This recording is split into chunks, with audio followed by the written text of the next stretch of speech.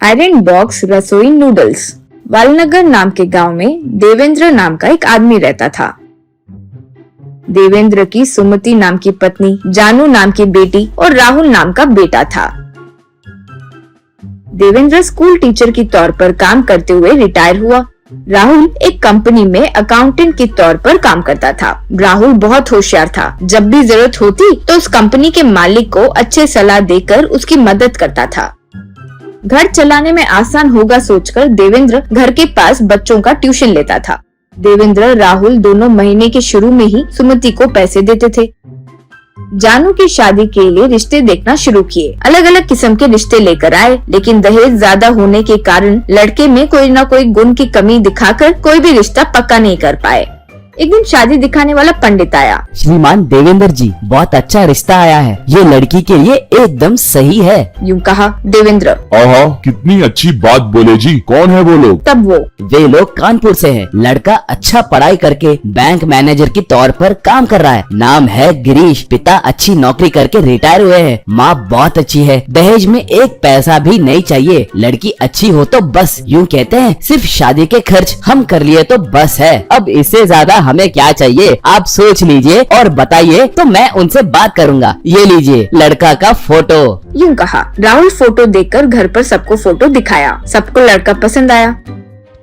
देवेंद्र। सोचने के लिए समय नहीं चाहिए जी। लड़का अच्छा है, आप जाकर रिश्ता आगे बढ़ाइए। यूँ कहा। शादी के रिश्ते वाला पंडित गिरीश के घर जाकर जानू का फोटो दिखाया। उन्हें लड़की बहुत अच्छी लगी। गिरीश की माँ, लड़की लक्ष्मी की जैसी है, हमें मंजूर है। आप मिलाने की बात कीजिए, आगे की बात वहीं कर लेंगे। यूँ बोली। वो ठीक है कहा।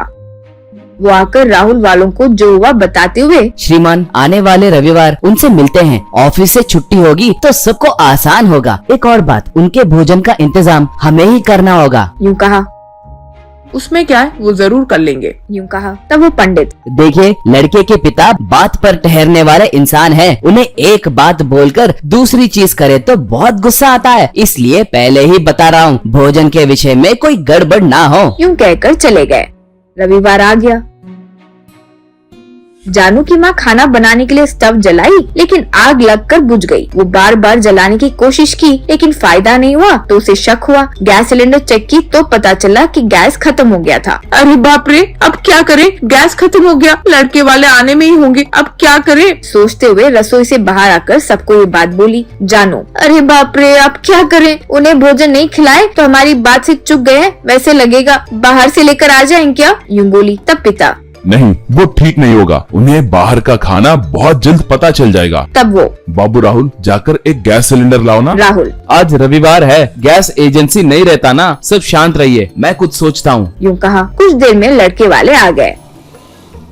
दोनों परिवार मिले। राहुल गिरीश के पिता से। सर, हम पूरे हफ्ते मामूली खाना खाते हैं, लेकिन रविवार नूडल्स खाते हैं। इसलिए आप लोगों के लिए भी नूडल्स बनाए हैं। आपको कोई परेशानी तो नहीं है ना? तब वो। आप लोगों का कॉन्सेप्ट तो बहुत अच्छा है। हमें भी भोजन खाकर बोर हो गया है। हमें नूडल्स चाहिए बेटा। यूँ कहा। राहुल क्या कर रहा है समझ नहीं पाए तो घर वाले हैरानी से देख रहे थे।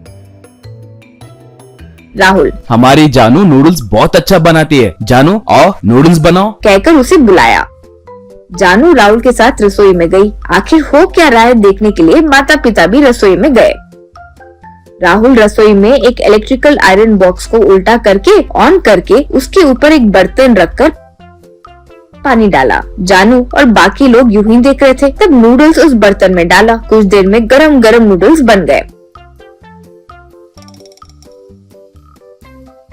राहुल की होशियारी से वे सब लोग आश्चर्य में पड़ गए। लड़के वालों को जानू नूडल्स सौंपी।